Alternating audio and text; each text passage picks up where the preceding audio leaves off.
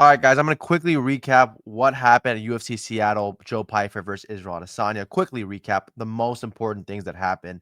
We have Joe Pyfer beating Israel Adesanya. What did I see there? I made a whole video about it. If you want to check it out, go check it out.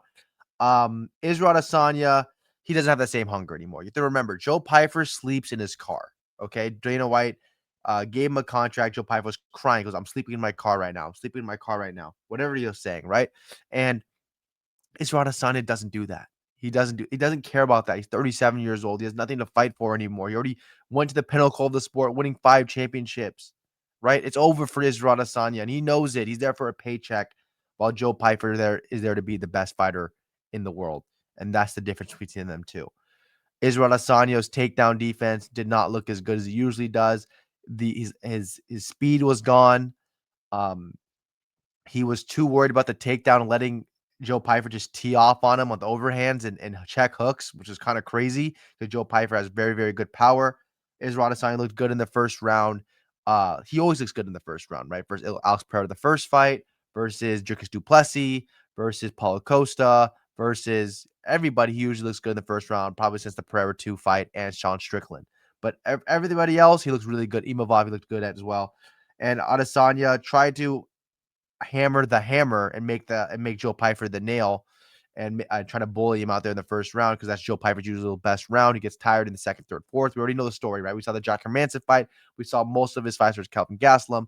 We see him not being the same fighter after that first round, and Israel Adesanya tried to put it to the bully, quote unquote, Joe Pyfer. And Israel Adesanya got tired himself, I believe. I think the grappling really hurt Israel Adesanya. I think the lactic acid that hurt, it went into his arms after trying to push off of him like 3 or 4 times from that body lock. Really got to Israel Adesanya with that bad weight cut as well. I think Israel Adesanya, he just doesn't care anymore. He just doesn't. Let's just call a spade a spade. So, Joe, good win by Joe Pyfer. I made another video, matchmaking video. If you guys want to check that out, who I believe he should be fighting. I think I said he should be fighting Nasruddin Imavov, and Israel Adesanya should be fighting somebody, a Shower Bullet. So if you guys want to watch that video, it's in my channel. Right? Next, Macy Barber versus Alexa Grasso. Macy Barber, everybody thought she was going to win this fight. They fought already before.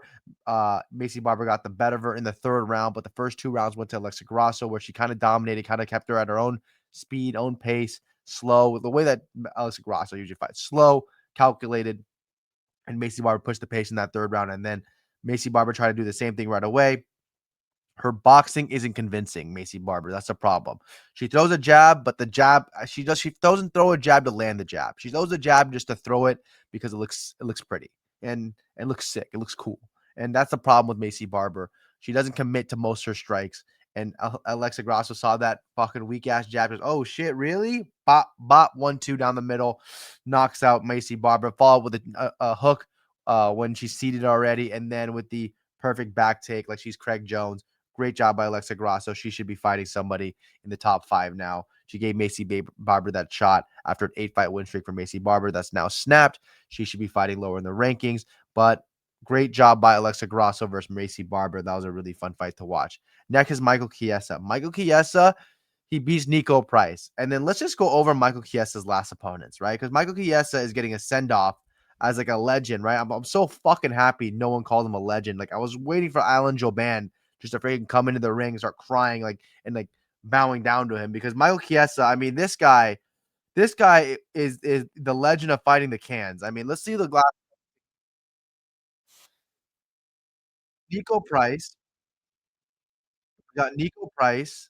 We got Court McGee, right? He fought Tony Ferguson. Okay. No, sorry, because there was an ad and I couldn't stop it. So I'm gonna do this. So he's fought in cans, right? I said Nico Price, Court McGee, Max Griffin, Tony Ferguson, then lost to Kevin Holland, lost to Sean Brady, lost to Vicente Luque, beat Neil Magny. So the UFC, he was supposed to be fighting Anthony Pettis in 2018, April 7th, right? Which one was it? It was this, nope, 16. It was 16. 16? He was supposed to be fighting, right? And he ended up not fighting because of the Habib Connor problem that happened. And he hasn't fought a knockout artist ever since then, right? They fought in 2016, right? I believe 2016 they fight. Habib versus Conor, or 2018. Am I crazy? I think it's 2018. Fight date. 2018. So they haven't. So since 2018, he hasn't fought anybody. He fought Carlos Condit, not a knockout guy, even though he had a lot of knockouts back in the day, but he was older. Diego Sanchez, come on. RDA, not a knockout guy. Neil Magny, not a knockout guy. Vicente Luque, okay, that's his step up. Here, we'll give you a chance because Vicente Luque, not really a knocked out guy either. Vicente Luque doesn't knock anybody out. Sean Brady doesn't knock anybody out. Kevin Holland doesn't knock anybody out. But then he got darced by Kevin Holland. Then he fought Murderers Row in Tony Ferguson, Max Griffin, Court McGee, and Nico Price. So the UFC give him can after can for some reason. And we know the reason because this guy didn't sue with the dolly or whatever it is. They like Michael Chiesa. They give him a free paycheck. Here's your free paycheck. Here's your win bonus. And here's your performance bonus. Now you're $50K for getting to finish in this fight. And that's crazy to me because Michael Chiesa, he got a send off like that while we see other guys not get any send off when it's their last fight, right? And Michael Chiesa, even though he's an Ultimate Fighter winner, whatever, crazy. Thank God no one called him a legend. I'm happy that he's gone and not fighting anymore because, like, who cares about Michael Chiesa? Next, what's his name? Douglas versus Arosa, Julian Arosa. This was a great fight. I mean, what a great fight by Douglas. Larian Douglas trains out of here in Southern California, I believe. Right? Does he train in Southern California? I think he does.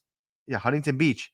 Yep, I knew it. So he trains out of Southern California, and he throws a lot of hooks and has a really big boxing stance. And Julian Arosa, I think, just wasn't ready for the power. Julian Arosa is another guy who has his hands down, like Israel Adesanya, like used to use his speed, his elusiveness, his athleticism to beat fighters. And now you're older. You can't do that, especially at featherweight.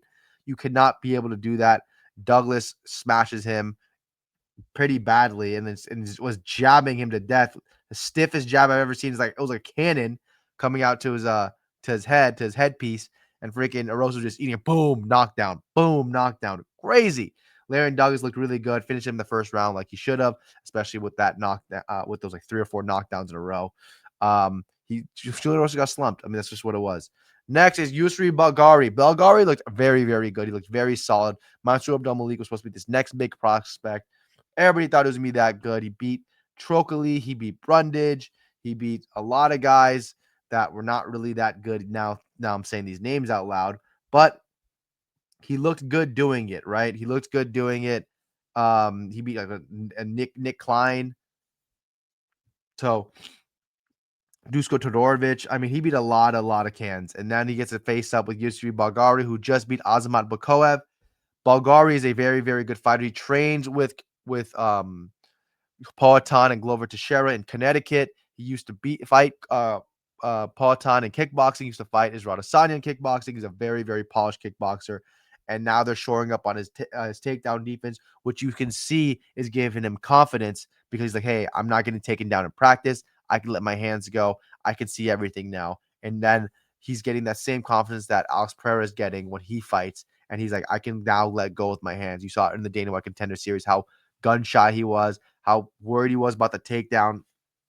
And it actually hurt Belgaroui a lot, his chances. He lost that fight. Then he comes back. He looks good. And then now he's just beating Azamat Bakoev and Mansour Abdul-Malik as big underdogs, right? I think versus Bakoev was like a 2-1 dog, and here it was like plus 150. So Belgaroui looks really good. He looks like a future contender. I mean, if you put him versus Robert Whittaker, who wins, right? Put him versus Robert Whittaker right now, who wins? Please tell me. Please lie to my face and say Robert Whittaker beats him. Please lie to my face. I want to hear it. You're going to tell me right now Brendan Allen beats him? You're telling me right now, Rainier might beat him, actually. Jared Cannonier beats him? You're telling me that? You think RoboCop beats him? No chance in hell those guys are beating him.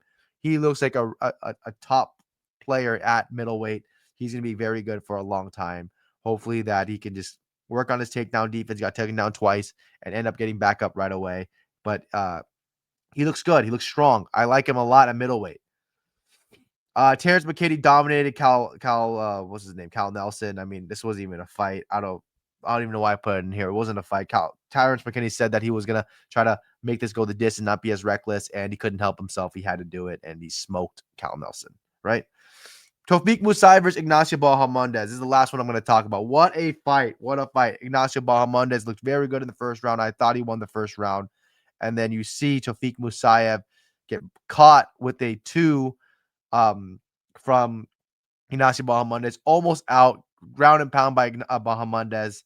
And Tofik Musayev ends up going back to his feet, grabs the cage that really helped him because Ignacio Bahamondes was about to take him down again and had to restart the whole process of get back up, don't get hit, get back up, don't get hit. And then when he grabbed the cage, it really fucked up those plans. And when he was on top, a lot of vicious ground and pound versus Ignacio Bahamondes, who's a very, if you're 6'3" and you're at 155, I'm going to tell you what, you're weak, right? You're weak. You're small, you're skinny, like you're not strong. And Tariq Musayev was much stronger on the ground, even though Bahamondes was trying to throw up triangles, trying to throw up armbar, trying to do a guillotine. It didn't matter. Tariq Musayev saw all of it, was like, yeah, you try to do all that shit, try to roll for a leg, let me hammer fist you to death right now. And Tariq Musayev ended up splitting him wide open with a nice elbow that had a cut in the middle of his forehead. I don't know why after the second round when that happened, in the middle between the second and third, the doctor didn't even look at it. That was insane to me, but whatever. Great fight. Um, I liked it. It was a great fight. And then another one, Bruce Buffer just fucked up the whole Tyrell Fortune versus Marcin Tybura. I saw some guy got rich off Kalshi, putting $600 to win $67,000 because they already announced Tybura as the winner when he didn't win. Tybura was gracious enough to know that he didn't win and didn't celebrate too hard like he won, but his team was kind of going crazy, even though they know that was a big robbery if he won because Tyrell Fortune won that first two rounds pretty easily, and especially that first round.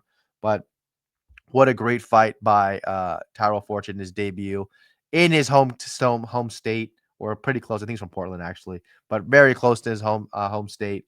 And he looked good. He's already beat the number 8 ranked contender in Marcin Tybura. So yeah, hopefully you guys enjoyed this video. Like and subscribe. Thank you.